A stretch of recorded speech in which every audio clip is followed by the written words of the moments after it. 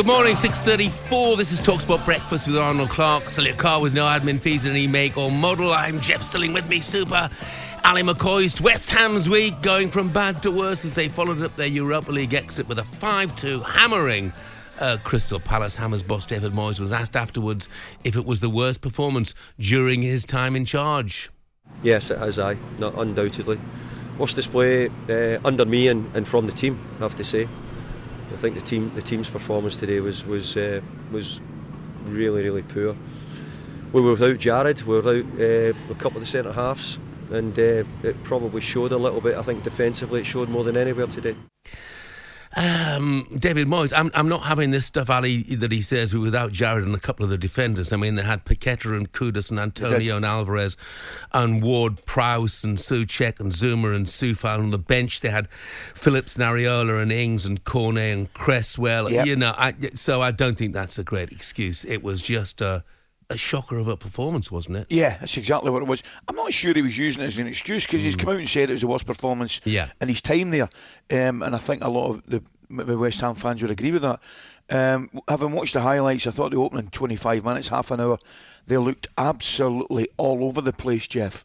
It looked like a team that had just been knocked out of Europe and had a serious hangover from it and couldn't get going. So it was a terrible performance. Again, another good one from Palace, who looked really lively and followed up a quite incredible result prior to that. So all credit to Palace. But yet, I thought West Ham, particularly, as I said, opening 35 minutes, looked terrible. Terrible. Yeah, and you made a good point there. We will no doubt talk about David Moyes' future during the course of the programme. I just want to touch on Crystal Palace, though. Eberechi Eze. What a performance from him. Yeah. You know, he's got to be in the thoughts of international managers after that. I think he's a terrific watch, I really do. Having, excuse me, Jeff, him and obviously Elise as well. And the young lad, tremendous in the middle of the park alongside Will Hughes, Adam Wharton. Yeah, I've got to say, he just looks at a different level. And they're solid. They've got really good players, Tarek Mitchell on the left-hand side as well. So, yeah, I mean, coming off that result they had up at Liverpool, but they've got one or two players, as you correctly say, that are just really, really easy on the eye and very entertaining and great to watch. And Eze is certainly one of them, mate. He's got 2 England caps. And he's had terrible fitness issues. But he doesn't half give you something different. And I know we can say that about Cole Palmer as well. But I just wonder if he's in Gareth's mind at all. We shall see. Anyway, as we know, Manchester United surviving an almighty scare in the Cup semi-final yesterday. Boylan scores this. United have won. And the roar tells you that it is an all-Manchester FA Cup final. The most heartbreaking defeat for Coventry. No backbone whatsoever from Manchester United. They're up against a side that's not even going to make the playoffs in the Championship. And they threw away a 3-goal lead with 20 minutes of the 90 left. And but for a very marginal offside call in extra time, Coventry will be heading to the FA Cup final. Probably discuss the marginality of that call, if you like, a little bit later. Erik ten Hag said afterwards that throwing away a 3-0 lead wasn't embarrassing. Joining us now to tell us her thoughts on the game yesterday is talkSPORT reporter and Man United fan Angelina Kelly. You were at the game, weren't you, Angelina? Morning. Yes, I was at the game. It was brutal, I'll be honest. Yeah. Should Erik ten Hag have been embarrassed? 100%. But when I say embarrassed, I don't mean that as a disrespect to Coventry, because they were brilliant. Their fans were absolutely fantastic and they put up such an amazing fight to come back.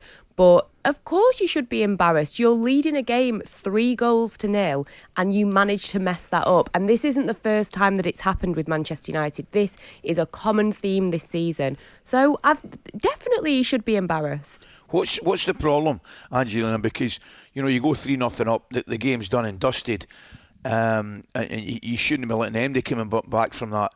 But what is the overall problem? Is it the same old the same old Manchester United that, I don't know, take their foot off the gas. There's no real... Because I've seen them a good few times this season, and there's some of the boys in the team just don't look the same, whether it's Casemiro, I don't know what's happened to Casemiro, and there just seems to be a kind of malaise throughout the team.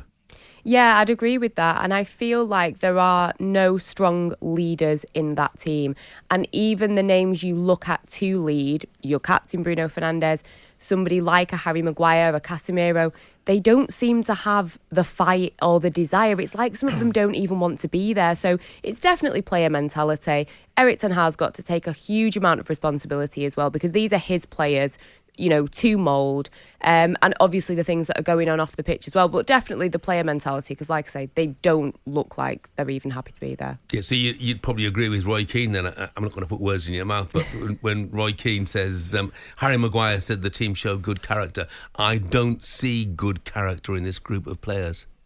I would agree with it to an extent. I think especially when you look at somebody like Antony, I mean, at the end of the game, that was abysmal. To do that, I just think it's such bad form. And things like that, why are things like that happening? Why are players doing things like that? It's not okay. So, yeah, character, some of them showed the worst sides of their character. I didn't see it, Jeff. I've got to be honest with you. As I say, I was listening to the penalty shootout coming back from Hampden, but I take his antics. Was it just way over the top?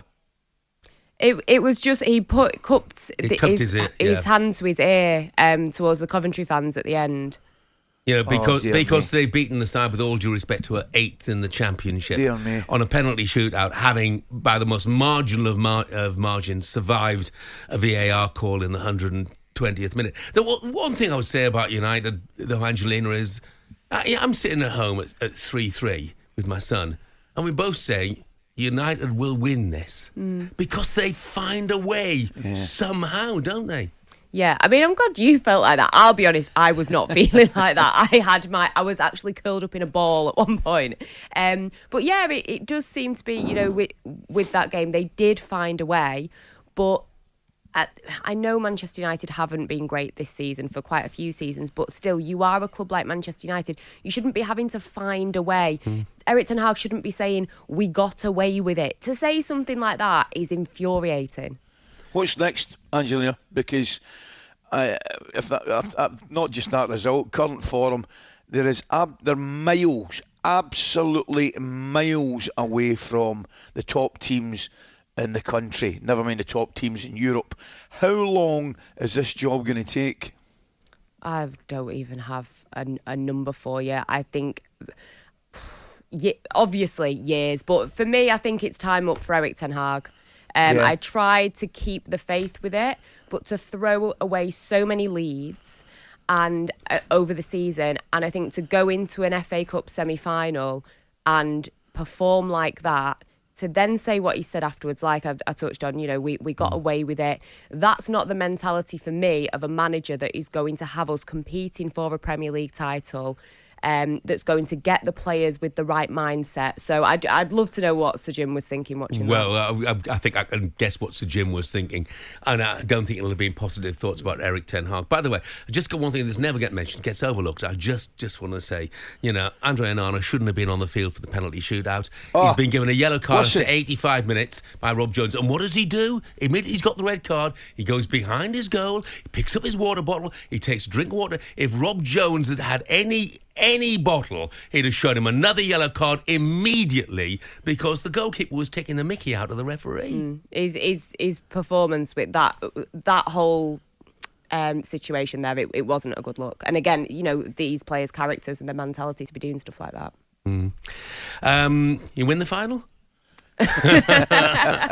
Listen, I was at the last one, and it was a tough watch. I mean, you've got to be realistic. A team like Manchester City are going to go into that game, and they're going to be absolutely fantastic. Manchester United are not on the same level as City. Now, could there be a moment like the Liverpool game? You can never rule that out, especially with a huge game like a Manchester derby. But I do believe that quality will shine through, and you look at Manchester City's starting lineup compared to Manchester United's, and it pains me to say this, you can't compare them.